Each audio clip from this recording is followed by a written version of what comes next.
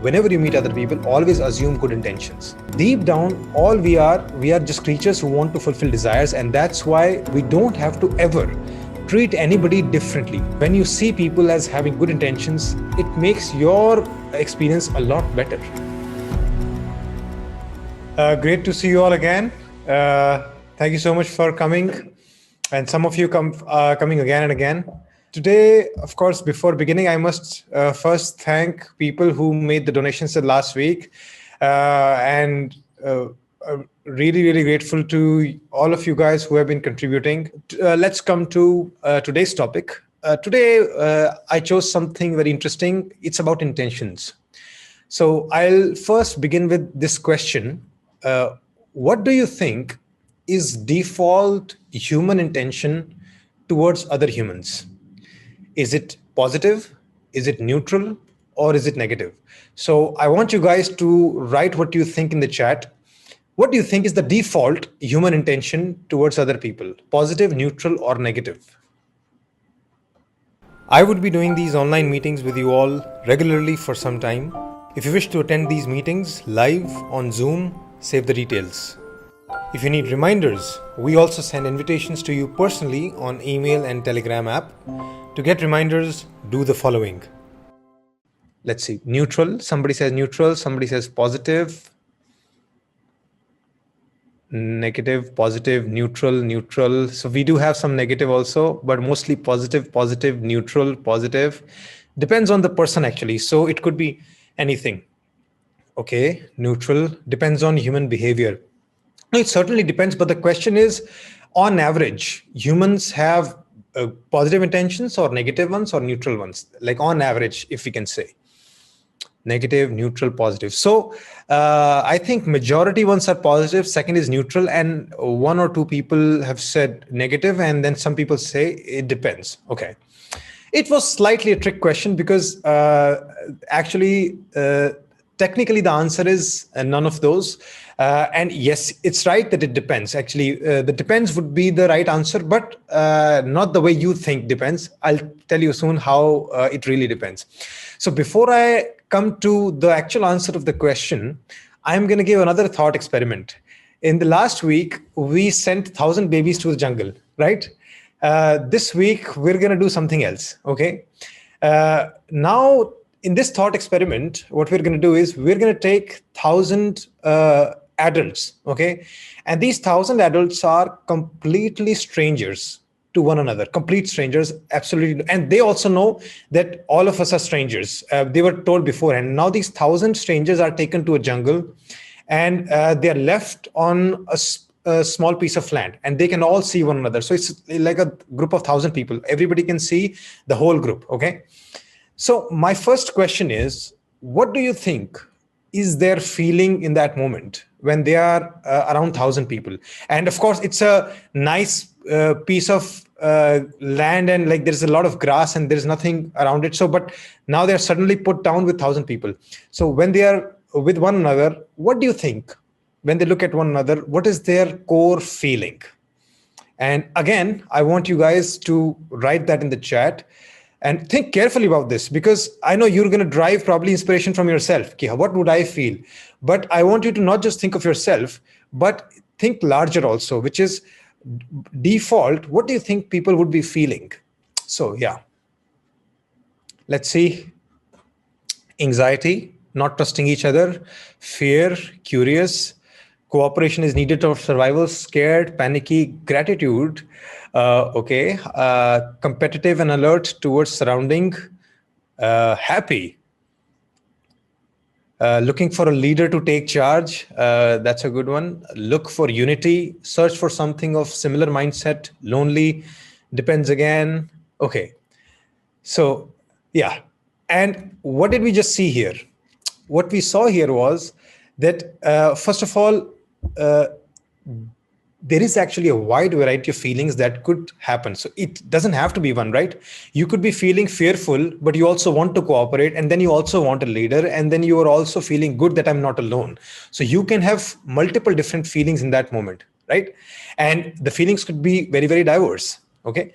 So the first thing that we see here is that for humans, the experience can be very different, diverse, and the way you wrote it actually also says a little bit about you, because you're probably imagining yourself also. Okay, what would I feel? And so the fact that we have diverse answers, it shows diversity of human experience. Now I'll come to the intention part. So while they are feeling those things which you just wrote here, now what is their intention towards other people, those 1,000 people? Now specifically, now again I want you to answer in the chat, what is their intention towards other humans? Let's say the nearby 50, 100 people, what do you think is their intention towards them? And here again, you can connect it with that question. Do you think it'll be towards the positive side, negative side, neutral side, or if not that, what else? You can give specific also. To talk, unbiased. Somebody says unbiased. Protection, live and let live, positive. Yeah. Support, talking with, to get to know them. Yeah. Familiarity, competing for available resources. That's a good one. Together we can. Apprehensive. Yeah. No, so apprehensive is an internal feeling. I mean intention. Somebody says cooperation. Yeah, that's. So here now we have gotten to the heart of the question. So strangers who have, and why I have made it strangers, because there is no history there, and it comes back to our core nature. What would be your intention towards strangers? That tells us about ourselves. Okay. So now the answer to this question actually is that humans are inherently driven by what? They're driven by their own needs, their own desires, because our desires are basically written in our very biological markup. Okay. So naturally, those desires will want to get fulfilled in whatever environment you are. So the desire could be to get food. The desire could be to look at a beautiful woman. The desire could be to rest. The desire could be to achieve something. All of those desires that you have currently, those desires are also present there, right? And you would want, because we are biological creatures and we are born with such desires, those desires naturally push us. They push us to want to fulfill them. Okay. And this is where the origin of intention is. That's how intentions basically origin. Now, the question here is, again, what will be those intentions? So go back to the root of those intentions, which is, how would you characterize your desires? Are your desires positive? Are your desires neutral? Or are your desires negative? They're actually nothing. They're just desires. You want to do a lot of things in this world. Your body is pushing you to do those things, and you are trying to find solutions in the environment. And in the environment, there are other people also. And so there is a good news here. The good news here is that ultimately we are not evil people. We are not out there against somebody.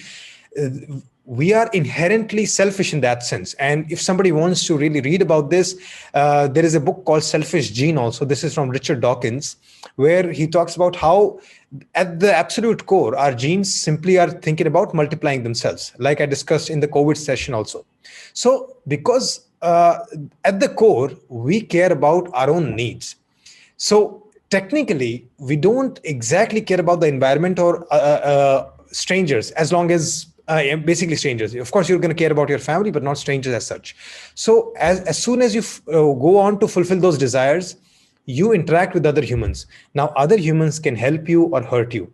And then that determines the course of your relationship with them, right? If it's a cooperative one, everybody wins. And if it's an antagonistic one, then we see bad blood there. And that's where, when those things start to happen, you start to see good and bad intention. So now here, one thing is amazing good news for all of us as humanity, that because we are such self-centered, at least in the origin, we are basically selfish. That's why it's in our own self-interest to actually cooperate. Okay. Because we know now we live in a reciprocative society. If you become completely wild, if you become evil, tomorrow you would be isolated. People will not talk to you. You will get punished. So what happens is, it's actually in our own best interests to care about others.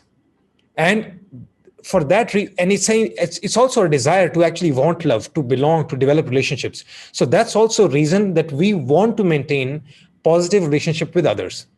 And this is why uh, our intention our intention naturally has to become good, because if you are a person who holds genuinely bad intention towards others regularly, consistently, for your own gain or something, it will come back to haunt you, it will come back to hurt you.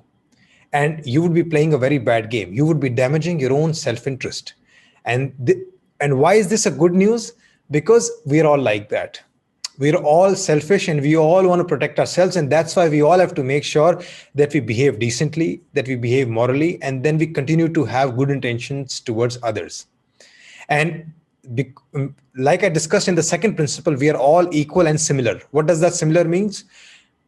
Don't ever think that anybody around you is actually born with bad intentions, because like the day people actually say, the day we find out that somewhere out there some human being has become completely self-destructive, that's where we can start to get worried. Oh, this person actually then might have bad intentions because they don't care anymore. As long as you are sure that this person cares about themselves, you can also be sure they will have to some degree care about other people. Okay, so because and this again gives us a great relief, because we are all built in the same manner, we are all built selfishly.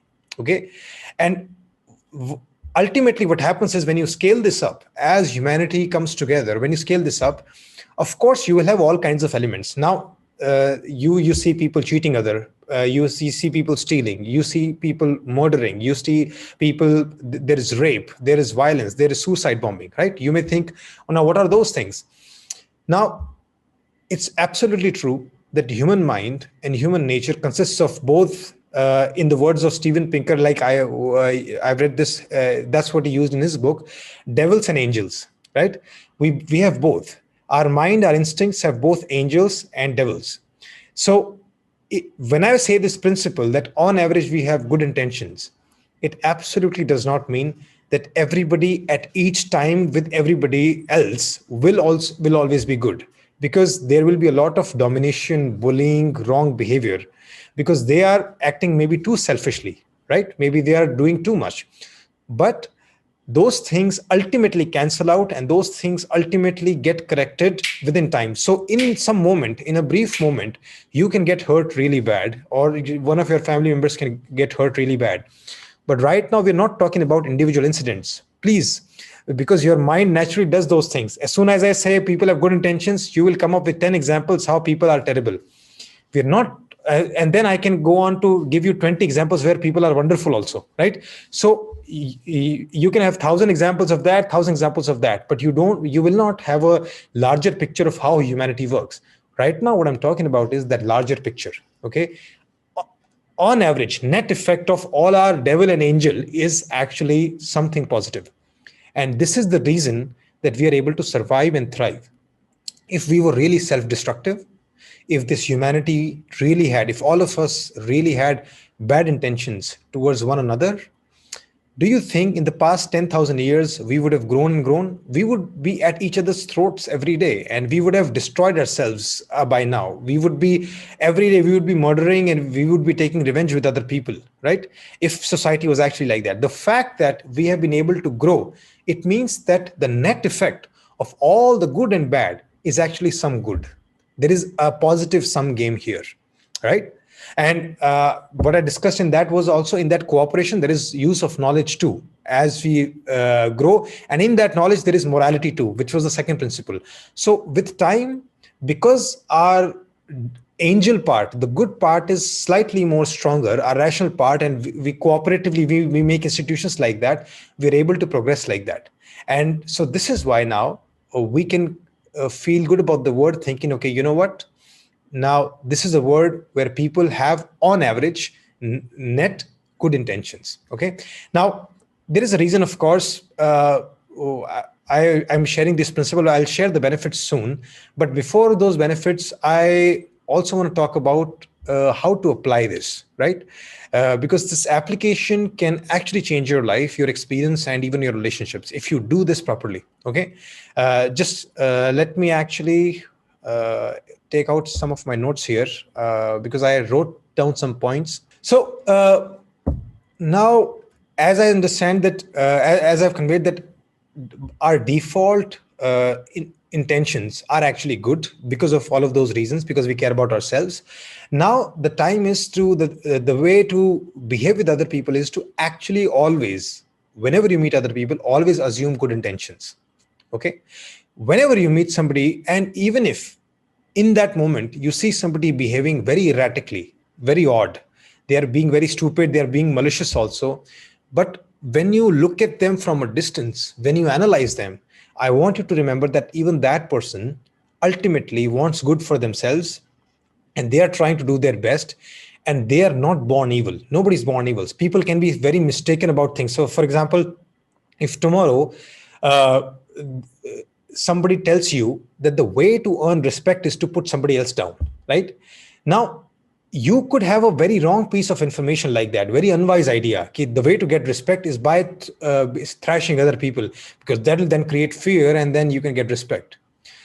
So your intention was to just gain respect, but the tool that was given to you, probably by somebody, or maybe your own problem solving, you could be completely wrong.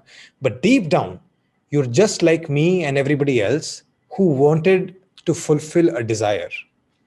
So deep down, all we are just creatures who want to fulfill desires, and that's why we don't have to ever treat anybody differently. We don't ever have to tell anybody that, okay, you are genuinely a bad person, you're genuinely trying to hurt me, you really have bad intentions, because they may have bad actions, but deep down they're just like us. So you genuinely need to see people like that. Okay, so whenever you interact with people, always assume good intentions. No one is born evil, and start saying it to people. And this is a very, very important part. Whenever you are in a difficult conversation, start saying it to people that, you know what, I know you have good intentions, but what you did hurt me. What you did violate that rule. I know you have good intentions, but this specific incident, it caused this loss, right? So what we are doing here is we are telling people that at the core, you're just like me. We are all equal, similar, good people, but you could be wrong. You could make a lot of errors. And now, what do we do about this? How do we resolve this conflict? How do we resolve this error? Okay. And when you use this approach, you tend to be way more kinder to people. Your relationships can get a lot better, and you will have much better influence with people too. So now I'm going to go and lay down some of the benefits of using this approach, because once you realize this, it will give you more motivation to actually see the world that way. So see, the first is, when you assume that rest of the humanity, everybody else, they have good intentions, you don't feel attacked and targeted, because there are some people who actually feel like that, like the word is out there to get me, people are against me, they're scheming against me. So when this is happening, when you feel attacked, it means that deep down somehow you are reading bad intentions to people.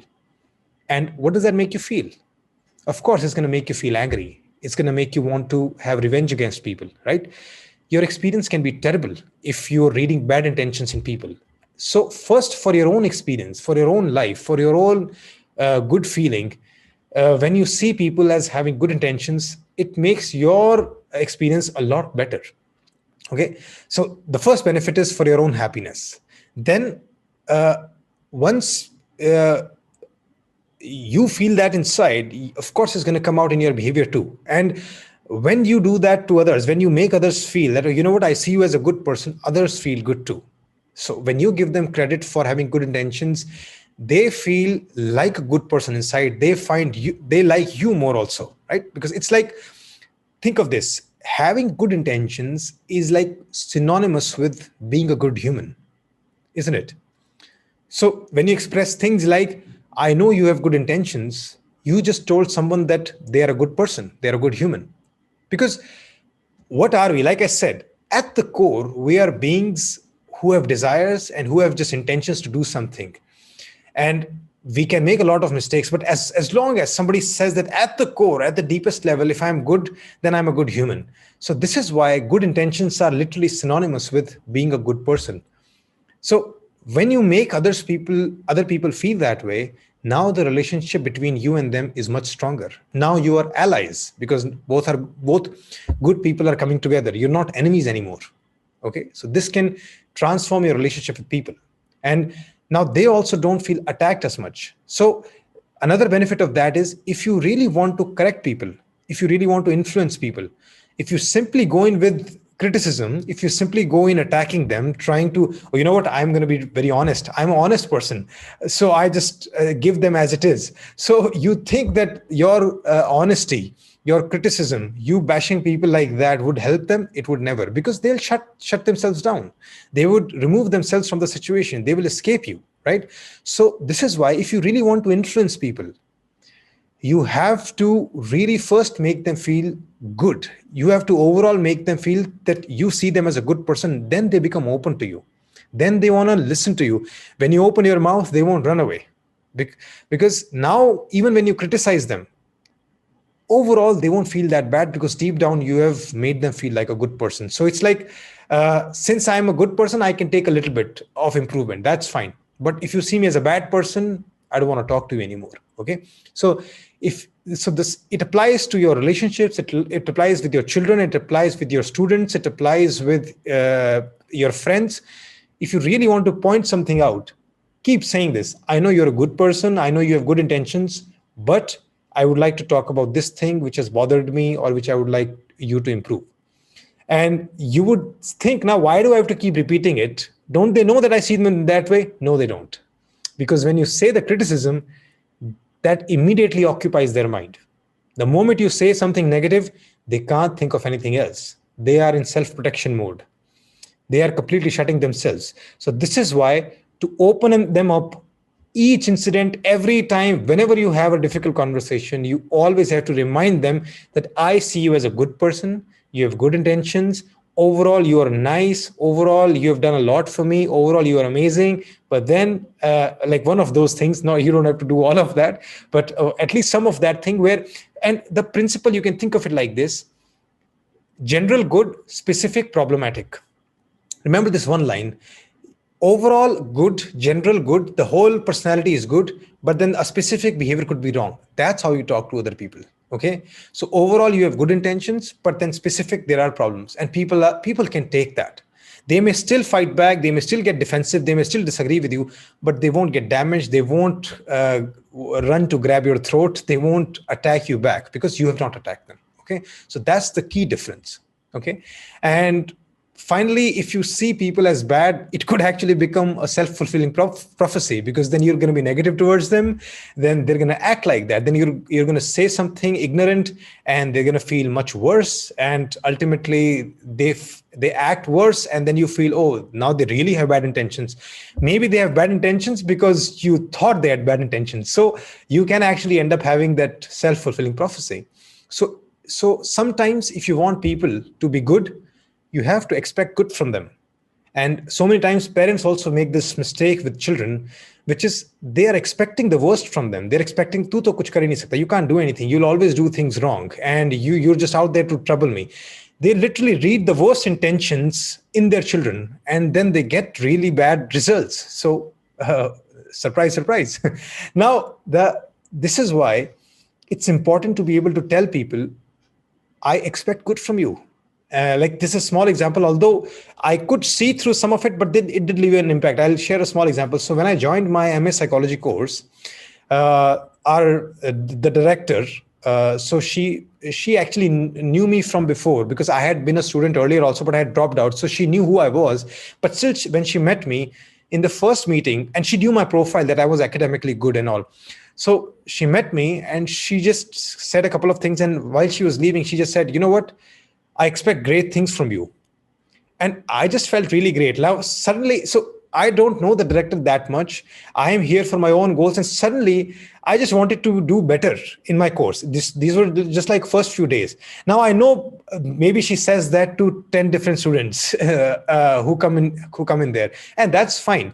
But the fact that somebody expects something from you, something positive, that can have a good impact. But by the way, this does not mean because this can also become very toxic very quickly. Your expectations of good, I know, which is I think the most famous line that usually mothers say. I know you can do the amazing things. Just if you could work a little harder. I know you are the most talented guy. You can do everything that anybody else can. Just work a little harder. So their expectation can then become toxic too. So I'm not talking about these ones where you're constantly expecting something according to your own wishes, which is you want them to succeed. Here, I'm talking about just generally good expectations, that I expect that you will be a good person. I expect that you will do something positive. So those kind of just basic level expectations, right? And they can then become self-fulfilling prophecies in your relationships too. Okay. So this was the concept around intention. And of course, I have a little bit of homework around this. I have created form. So I'll actually just give me a second. I'll take out that form and read the question so that you know, you understand it well. So the in this, the application is first, of course, the learning part. Then the main question today is you have to share examples of where you made the mistake of actually reading bad intentions in people, or you have made them feel like you have bad intentions. Okay, because we sometimes do that unknowingly, and this can come in many form. When you actually feel that they want to do something wrong, when you view other people like that, or when you say things like that, I want you to think of those things, right? Go back. It could be far back in the future also. It could be very recent also, but try to think of those mistakes that you might have made. And then finally, after this session, in the next few days, I want you to, even if it feels odd, I want you to use these lines that I said. I know you're a good person. I know you have good intentions. I know overall you're doing well. You want to do well, basically, but this is a mistake. This prefacing any difficult conversation with that, I recognize that you have good intentions, is the task. So I want you to, if you get an opportunity in the next few days, hopefully you don't, but if you do, that's a time to practice the skill. So you actually, if you want to convey something to somebody, you start it with that, and then have the conversation and share the example in the form. Okay, so I want to see you actually see it that way and use it that way. Now, I think I'll move to questions. So preferably, I would prefer questions. Preferably, I would prefer. I would prefer questions related to this topic around its understanding it, confusions, or applying it. Right, to think along those lines so that we can drive this concept down deeper and deeper. Yeah. So Ekta has raised her hand. I'm unmuting you, Ekta. Yeah, hi Shridhar. Hi, Ekta. Yeah. Yeah, so basically, I want you to elaborate a bit about this second principle which you have said, eliminating real suffering is the highest priority. Can you kindly elaborate a bit about this? Oh, that was the first one. Eliminating real suffering is the highest priority. Yeah. Yeah. Actually, you should go back. I'll briefly answer this, but in fact, in the previous sessions, I've done that in detail, but I'll still answer it because I do think it's the most important one. So, when I say real, I basically means suffering of living beings. Okay, because you can say that the my group is suffering, my nation is suffering, my company is suffering, right? My team is suffering.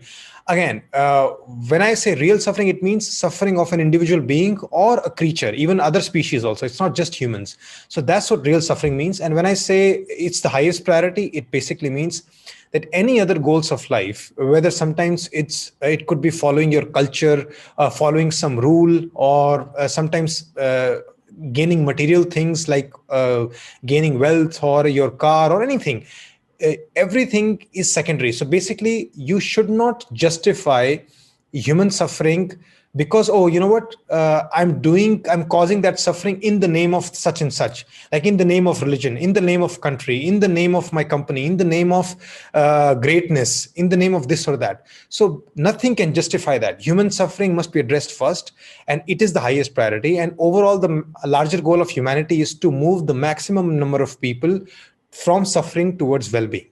So that is the highest priority for the goal of for the whole humanity. Okay. Okay, thank you. All right. Yeah. Now I'll go to Priya. Hello. Hi. Yeah, Priya. Hi. Are you able to hear me? Yes, yes. Tell me. Thank you very much for the wonderful session. I really enjoy all that you present on Facebook. I'm glad. Thanks. Yeah. This session was very interesting, Shridhar. Now, the intention, what we are supposed to think of others, that everybody is good and everybody has good feelings towards us, and that we are supposed to view things positively. It's a very good concept. But I want to ask you, at what age should this come to our mind? For example, kids are the most trusting. Children are the most trusting. So you tell them, see, everybody around you is good, they believe it. And suppose they go somewhere and somebody gives them a wrong thing, they accept it. Then they come back saying, Ma, you told me that everybody is good. I accepted this and I was kidnapped, or something else, or something else. That is number one. So at what age and how should this exposure happen? That's the first thing. Second thing is, everybody need not have that judgmental power. Everybody need not have that judgmental power to know that everybody around is actually good. You can be naive, you can get cheated. So at that point, how will you address yourself? Because you are that same person who always thought that everybody is good, everything is good, and you are going about with the same philosophy. Midway in life, you are experiencing the opposite. For whatever, your destiny or anything around, the environment changes. And then how do you satisfy yourself, or what belief system will you have then? Because midway you have carried that, half your life you have lived that way, and then you're getting different kind of experiences. What will you do then? Yeah, actually, so I briefly addressed it in the session also. So first of all, I would never say that people are good, everybody has good intentions all the time. And I specifically want to clarify, I said the net effect of the devils and angels is that on average we are good. So I never said that devils don't exist or devilish behavior, let's say, like devil. Like no person is a devil, but there are devilish instincts, which is you want to cheat, you want to take advantage of other people, you really want to completely think about your own benefit, and sometimes you really want to enjoy people's sufferings. That exists too, which is sometimes we call sadism, right? You see that in bullying also. So those devilish instincts do exist, and you should not live in a delusion, and you should not trust anybody blindly. So I am not at all asking you to do that. Right now, the whole question is how you view other people at the core. And at the surface, you have to be very wise. You have to learn to be able to interact with each of the behavior separately. So for example, if somebody is being cooperative, you react accordingly. If somebody is trying to take advantage, you react accordingly. If somebody is trying to push you or dominate you, you react accordingly. So for whatever behavior is thrown at you and whatever stimulus is thrown at you from the environment, you act accordingly. And for each of those things, there are skills to learn. There are ways to do it better and better. But what I'm trying to tell here is that at the core, because people care about themselves, they have no choice but to care about others. People have good intentions for themselves. They have no choice but to overall have good intentions towards others. And that's why people become civil. That's why people become polite, modest on average. Okay, so this is why for children, the question about the children is, teach them both sides as quickly as possible. Tell them about the dangers, tell them about all the risks, tell them about all the good, and tell them that whenever you meet another human, you always first assume that you see the good in it unless it's proven otherwise, which is if you assume that the person will have good intentions, but if you have a couple of bad experiences, then you know that this person in this moment is fulfilling some of their desires, ignoring other people's well-being also, right? So they must be tuned to that. So with children, you should never be again too optimistic, too pessimistic. Give them as real a view as you can. And for the second one, what I understand from the question was that you are trying to see other people like that, but what if you get evidence that, okay, people are behaving that way? I think in my answer I covered that, which is, if you see bad behavior, and by the way, I already said that at the core, people are on average good, but they can have specific problematic behaviors. Whenever you see problematic behavior, you react accordingly. You address it, you resolve it, you talk to the person, and then you can, in some cases, if it's extreme, you cut off the person. And if it's really extreme, then that person goes to jail, right? Because society has systems for that. Society also, think about this. In our constitution, we are free beings. We have freedom, many freedoms. Why? Because inherently, we are not considered devils. If we were inherently bad people, we would not have those freedoms, right? Because we then would not progress at all. Yeah. And we wouldn't be given those freedoms. The fact that with freedom, we can still survive, it means at the core, we have a lot of freedoms and we are good people, but we know that people can go wrong. That's why we have a justice system too. That's why we have laws too, we have prisons too, right? So it's a balance of both, and no simple answers here. But your overall worldview must be, okay, at the core, people are basically neutral to good, because they have to be good to themselves, right? They have to survive. They have to survive and thrive, yes. And they need cooperation of others, yes. Thank you so much. If you find these videos helpful, you can support me by donating something, anything. Go to www.shridharlifeschool.com/donate.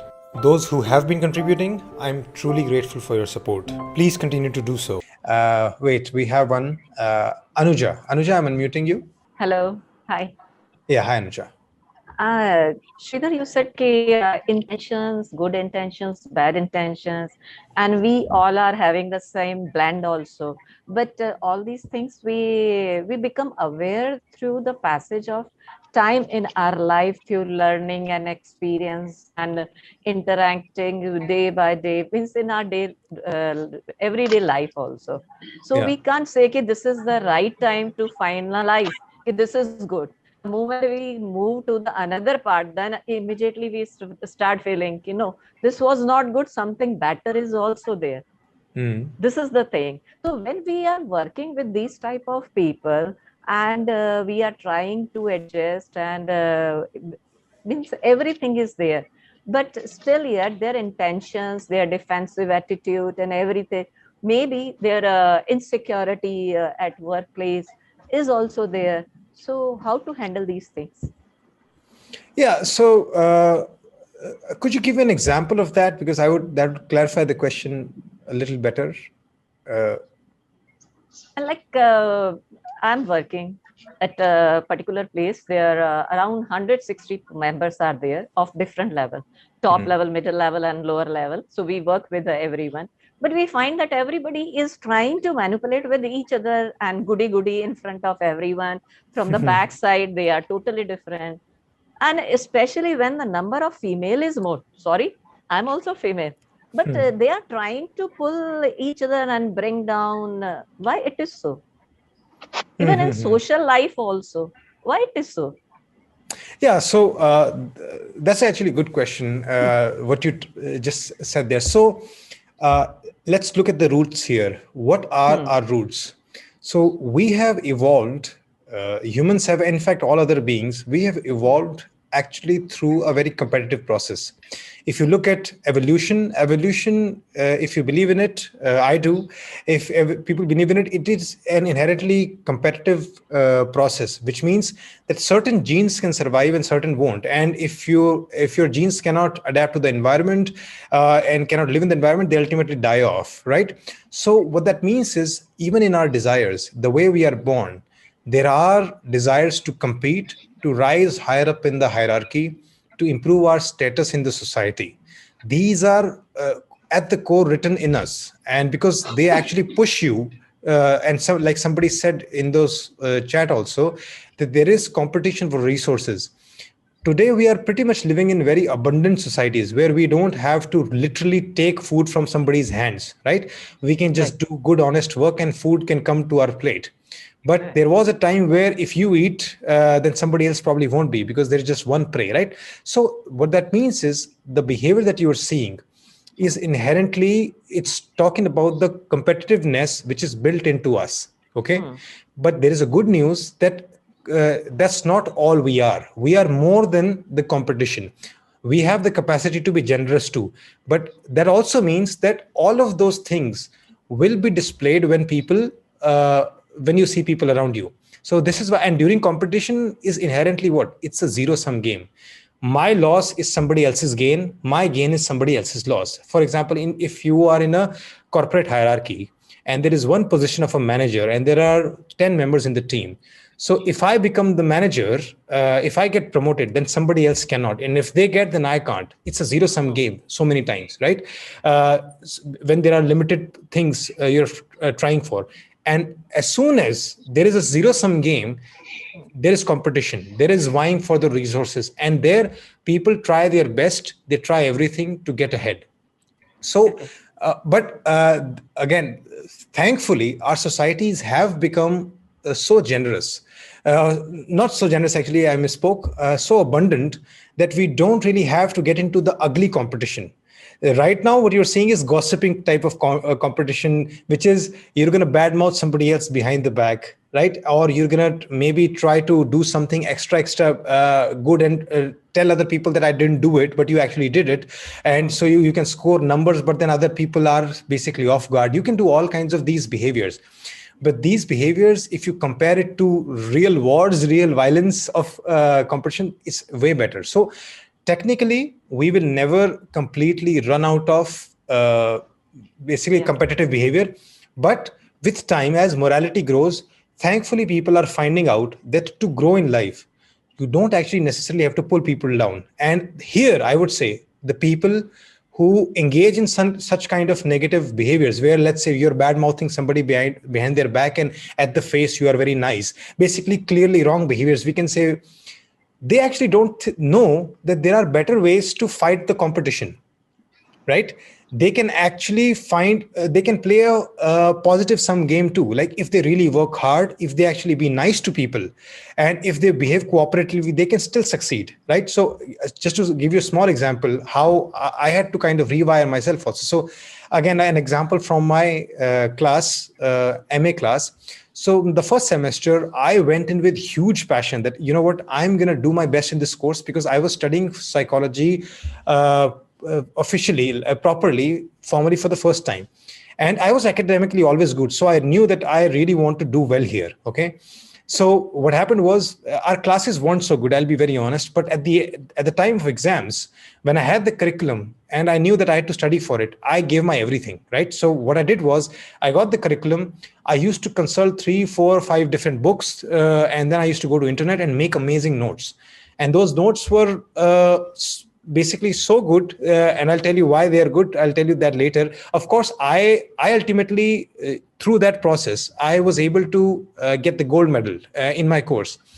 But in the first semester, I made this decision that, you know what, I'm making these amazing notes, and so many people, they have nothing, and they've actually, and this is my class, right? We are just 40, 50 people. And I ultimately came here not to fight with them. I want to make good friends here. I want to build a good network. When I go into the field, I really want, okay, this was my batch, right? So I shared my notes with the whole class. And some people were shocked. Okay, you made such amazing notes. I would never do that. Like I spent 2 to 3 days and make those notes, and I shared with the whole class. And I'll be very honest here, I'm not very generous by the way in nature. Even before sharing those notes, for some time I actually thought, should I do it or not? Like I actually put so much into this, and people will get it just for free. They didn't do anything. Is it fair? I had those thoughts, should I or not? But then ultimately, I went to this basic principle that somebody else's gain in life is actually not my loss. If I'm doing well, I can do well, right? And even if I ultimately score 1, 2, 3, it's fine. So I had to rewire my competitiveness, thinking that we are not in a cutthroat zero-sum game. We all can do better together, right? Our class as a whole can do better. It's okay. And if there is more competition, maybe that'll drive me more. So I ultimately shared shared it with the class. I got amazing wishes, and for next 4 semesters, for each exam, before each exam, people actually said, Shridhar, please, tere notes kab aayenge? And literally people said, we are not studying because we know end mein tu notes bhej dega. That's why we're not studying anymore. And I got great wishes. I built good connections. It was a good experience. And as a class, we felt that we are more together. And I still continue. I still aced the course. I did get the gold medal ultimately. And even if so, now I was able to do this because I was able to rewire myself that we don't have to be part of the nasty competition, right? But the people that maybe you see in your organization in those levels, they don't have this idea. They think that they don't see the positive sum game there. They don't see that picture that if they actually be good with others, generous and cooperative, it can in the long run benefit them, right? So maybe if they get knowledge about that, they can do it. But so far, sometimes it's just a matter of being educated about the long-term consequences of your actions. So yeah, that also explains why why they're not as generous as they can be, right? But one more thing. But whereas I am about to leave the organization because of the age factor. Yeah. So Yeah. I have spent around more than 23 years with the same people, but I didn't find any change. And the moment I am finding the new one joining, they are more mature in this game also. Yeah. They are perfect. They Yeah, are I ready mean, to teach them. again, it comes down to a matter of knowledge and wisdom. Like if you did not see any change in past 20 years, because in past 10 to 20 years, they were not given that knowledge and wisdom. Okay, this is a better way to behave. This is a better way to think, right? So if maybe they were convinced properly, if somebody had educated them about the better ways, maybe they would change. So yeah, I mean, ultimately we grow based on better ideas and better knowledge. And that's why I also included knowledge in the third principle, how knowledge and cooperation are our superpowers. That's how we Right. grow. Yeah. Right. Thank you. Thank you so much. All right. Next, I'll go to Ruchi Gupta. Hi, Ruchi. Hi, how are you? I'm good. How are you? I'm good too. So my question is, like, you meet people whose intentions towards you are good, but the same people, they have bad intentions or not so good intentions for the other people. So how do you deal with those kind of people? They are good to me. Their intentions are good for me, but bad for others. Could you give us an example? Yeah, I don't want to give an example. Maybe personal. Very bad intentions. Okay. Yeah, I can feel that. Yes, it is. So I also want all of us to rewire our thinking around this. Basically, both good and bad intentions are what? Desires. Behind bad intentions, there are certain desires. Behind good intentions also, there are certain desires, right?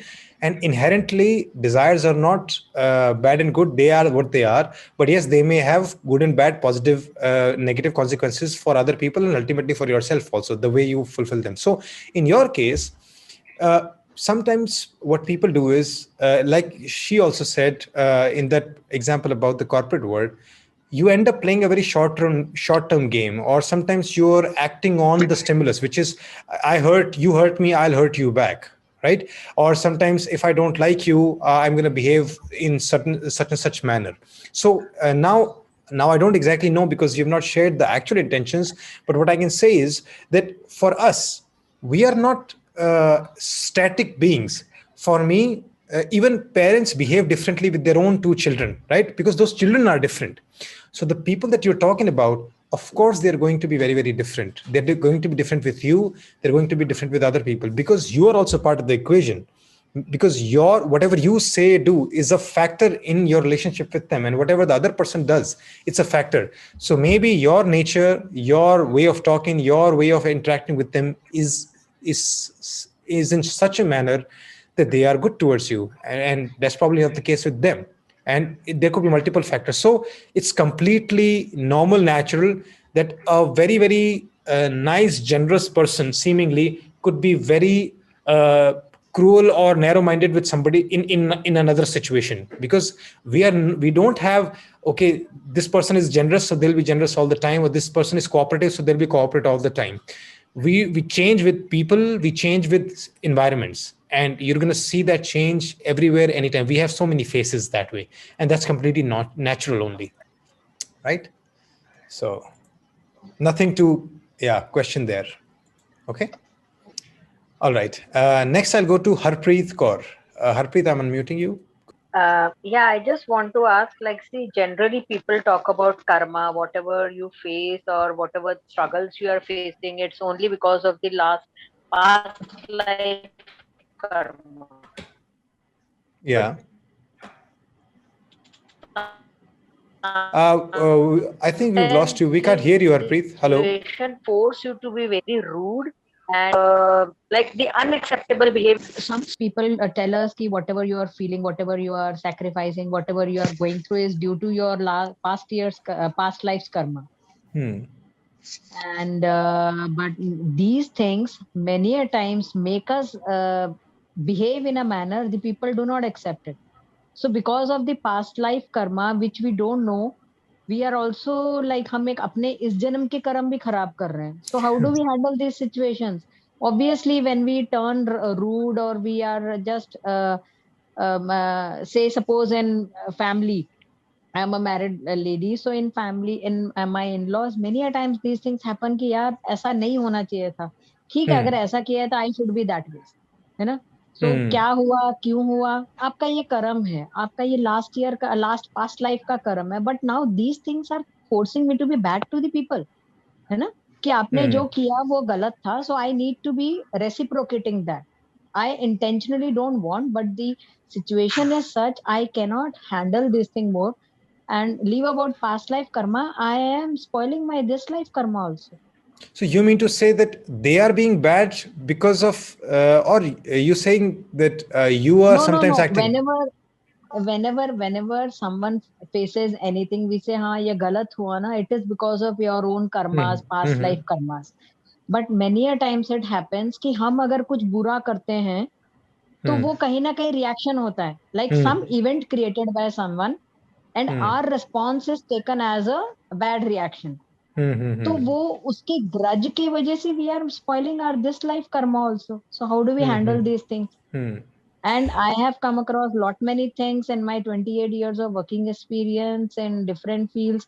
I will again one ma'am spoke about 23 years of experience and the female staff being more this thing. And I also come from a background where we had 97% females and everyone was backstabbing and backbiting. So somewhere कितना भी अच्छा वो बंदा होता है, we tend to develop a rude behavior.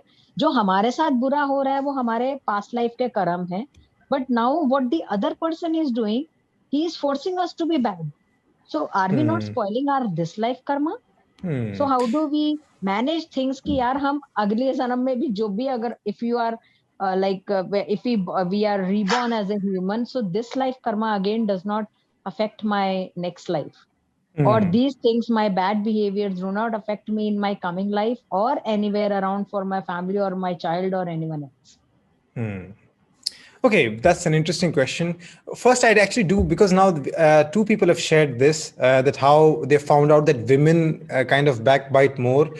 So I actually should point out there is some psychological research behind this, and which actually, this is actually true, that men and women have different ways of playing the hierarchy game, the status game. So for men, the things that usually drive them higher up in the status is usually some form of dominance and going up in the society, achievement, sometimes aggression, those things. That's how they try to gain status. And women, sometimes for them, status is by taking somebody's reputation down and the gossiping. And they sometimes do that by selecting males. So they have different mechanisms. So this taking down of repetition, which is backbiting, this is actually more prevalent in the female psychology. So what you've noticed, the stereotype, so to say, it is actually backed by some studies too. There is a difference in male and female psychology, at least in this context, right? Now I'll come to the question, which was about the karma part, which is, so, okay, first, let me be very clear here, ki, however you explain actually matters. Like if you try to explain the causation behind what has happened. So for example, if something bad has happened to you and your causation is, the cause you think is something wrong you must have done in the past life, and because of that karma you are facing this. First, I would say that this causation is factually wrong, because like I said, I believe in the physical world and this past life. Any talk about past life and the future life, this is completely false. And I know it could sometimes hurt somebody else's feelings if they are really attached to that philosophy, but I have to be very honest and clear here that these things are simply made up by human mind, and they have absolutely no basis in reality.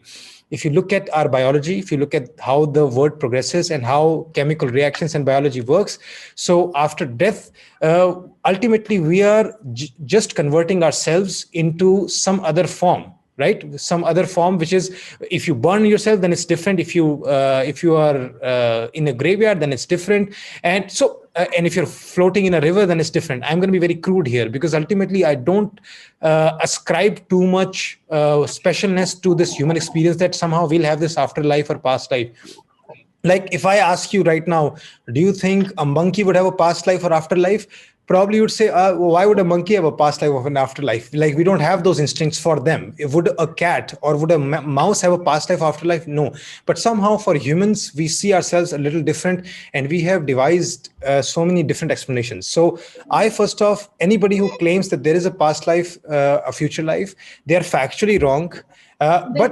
But then there is one more thing. There is a great danger to those explanations too. And the second big danger of that is, right now, if something goes wrong in your life and your causation is that, it could be because of past, it means then you have not learned any good lesson here.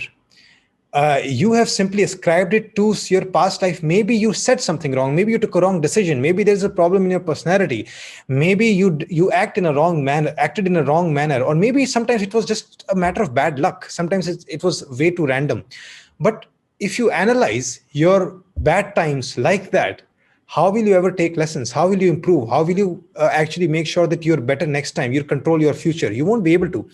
This is why how you find causes matters. And if you play that game, you're going to keep yourself weaker. Okay. So this is why completely forget about the past life and the future life.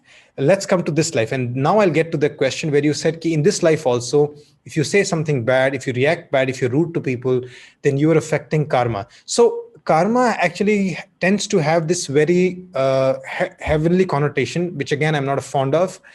I prefer the word reciprocation.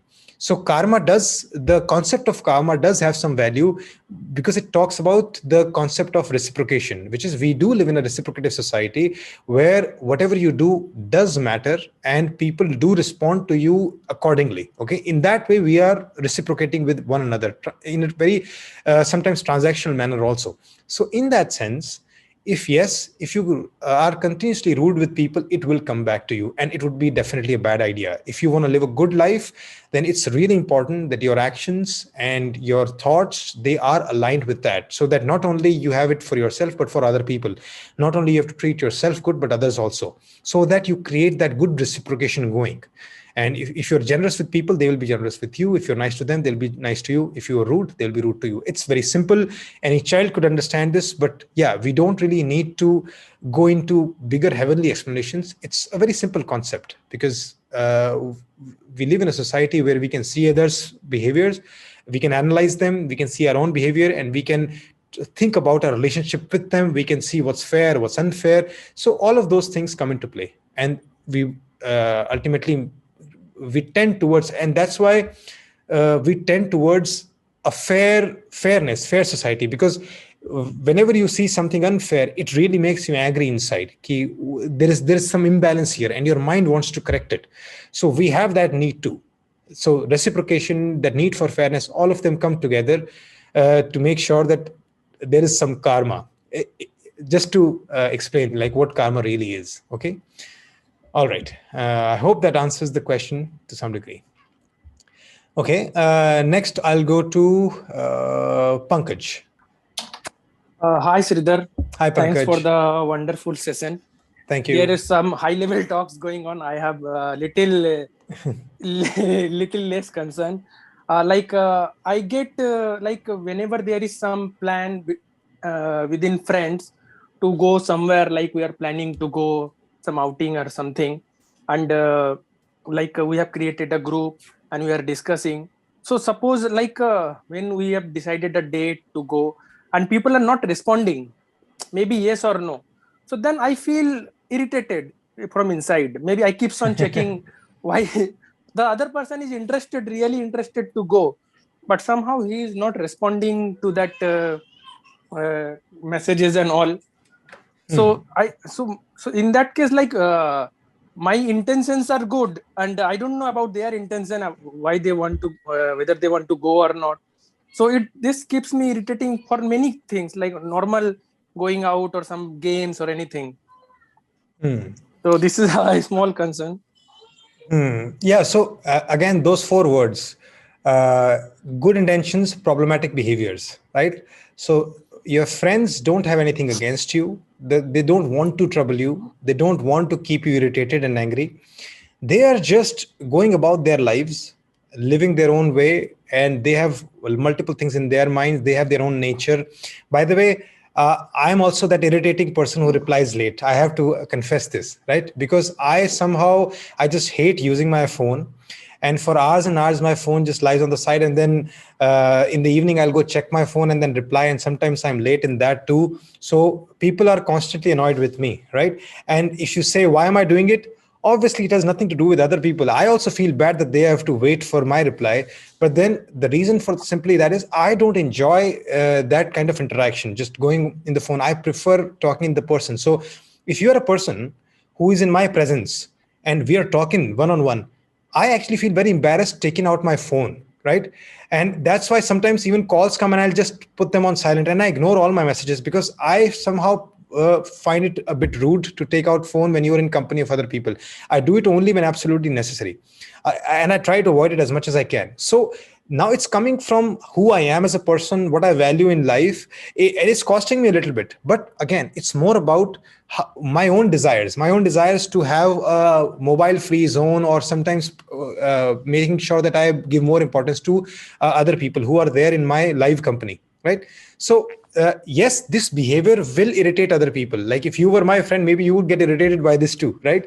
Of course you would, but you have to be able to see it from that perspective, that I have good intentions towards everybody, but then I have my own life and my own desires, my own habits, my own personality. Okay. And once you see that, you don't take it personally. Once you see that, you allow them to do that behavior and you accommodate towards them. You adapt to those people. So even I have many friends. So some of them reply quickly, some of them don't. Now I have to adapt to them. I can't keep questioning them. I can't keep taunting them. I have to then make sure that for this person who's going to reply late, I have to start early. I have to keep calling or do something, right? And for a person who replies quickly, maybe not so much. So your goal is to first understand them, that they're not against you, good intentions, they're their own beings, and then you adapt to them. And that's how you live nicely in harmony. Okay. Suppose we are making a plan after a week, okay? Yeah. And we need to do the bookings and everything within next 2 days and 3 days. And still people don't reply. Suppose now only 2 days left. So at my situation, because if they are not going, I have to go. I will make another plan. So in that situation, what should I do? Means I keep on asking. See, they also have to bear the consequences too, right? So if they are replying late, so the consequence of that is that you might actually make the plan without them, leave them out, or maybe you book something which they might not be completely comfortable with. And that happens when you plan a trip. Somebody shares, let's say, okay, we are going to stay in this property, we're going to do this. Some people don't reply, then they don't get a say either. And so that's the consequence. So you don't necessarily, there will be no perfect answers to this, but remember, actions have consequences. So you can continue to go ahead with your plans without feeling angry, right? And ultimately, if they come back to you, why did you do this and that? Then you have a clear explanation, because I was looking for an answer, I was looking for a reply, I didn't get it, right? And that's it, as simple as that. So people are not perfect. Your reaction to them will not be perfect, but ultimately decisions or whatever you decide later on, it's not that important in life. What's more important is how you see other people, what you felt inside. Do you see them as a good friend or not? Or do you get irritated or not? If you're not irritated, angry, if you're happy, then whatever happens, it's fine. Even if the plan gets made, does not get made, that's fine. You can have fun at home also. You can have fun in the trip also. Actual experiences don't count that much. What you're feeling deep inside is more important. So this is why when you understand them, at least you stay happy. And a little bit of annoyance is fine. Who says dealing with other humans will be predictable? Humans can be very, very annoying. Humans are very difficult to deal with. That's why so many people just get completely isolated, go to Himalayas and just leave society, because humans can be impossible. So if you have to have friends, then you have to put up with all their idiosyncrasies or all their odd problematic behaviors. And you must, by the way, you should not run away from friends. You must have the tolerance for their odd behaviors too. Okay. Thank you for the answer. Yeah, I think I'll take last two questions. Let's see. I'll go to Ankita. Hello. Yeah, Ankita. Hi, Shridhar sir. Hi. Thank you so much for this Zoom session. Welcome. My question is, by nature, I'm kind of introvert. I cannot explain my behavior verbally. So be it my friends, be it my family members, sometimes it is impossible to convince them that I have good intentions in some things. So they judge me or they doubt me about my good intentions. So my question is, how you can make them secure or feel safe about that I am having good intentions, and sometimes my behavior can be irrational or you can be doubtful, but they can trust me and the competitiveness become less and the cooperation increase. So how can I make them feel like that they can trust me and they can be secure about myself? See, the best idea would be when the video is out, please share the video with them and make them watch it, so that because if you try to convince them I have good intentions, you'll probably fail, because it has to be their worldview, basically. Of course, you can, if you explain better, then they'll understand. But you're saying that you're not good at those explanations. So maybe the point is that it's not possible that I deal with same kind of knowledge they will have, that my understanding they will understand every time. It is not possible. Yeah, that's perfect. And this is exactly why I'm pointing this out today, so that people actually should be able to see good intentions. And that's the whole reason I'm trying to talk about this, because for you, as a person trying to defend yourself, saying I have good intentions, it'll be a difficult game, because you are a party to yourself, right? They'll say you're biased. Of course, you're going to think good about yourself. But when they understand that in general, everybody has good intentions, then it's easier to accept that you also have good intentions, because you're just another human, right? So this is why it's basically their perception, how they see you, how they see the world. It's primarily out of your hands. You cannot do much about it. But what you can do is, if they are close friends, so whatever you have learned, maybe make a summary of some of these ideas, or for your position also, actually communication is the key. So I know you say that it's difficult for you, you are an introvert, but communication is a skill that can be learned. Yes, for introverts, it takes a little more time and effort, but it's not impossible. So for you, that skill of being able to clarify yourself, being able to communicate, is actually one of the crucial ones. Okay. So whenever you are in a conversation, feel free to push yourself, and you should push yourself. Don't get into that perception, you know what, I am me, I'm going to stay like this is me, I've accepted. No, that'll be a terrible way to live life. Always think, what skill can I learn next? And maybe the next skill you could learn is, whatever your context was, explain it nicely and tell people in a manner that it's not exactly very defensive either, but it's just that, you know what, I'm just saying my part. I'm just trying to tell you the whole context. And anybody who's basically decent, wise, they will take that into account, right? So, and if they completely don't listen to you, maybe you need to get better friends. But trust me, you won't have to. People, when you explain them well, they do listen, they do understand. Most people do. So yeah. Okay. Thank you so much, sir. All right, guys, people, bye-bye. Have a great day. Have a great weekend. These videos can help you to some degree, but if your problems are really serious or painful, you should come for counseling. We now have a team of psychologists who can help you and your family live a much better life. Here are some feedbacks from our clients.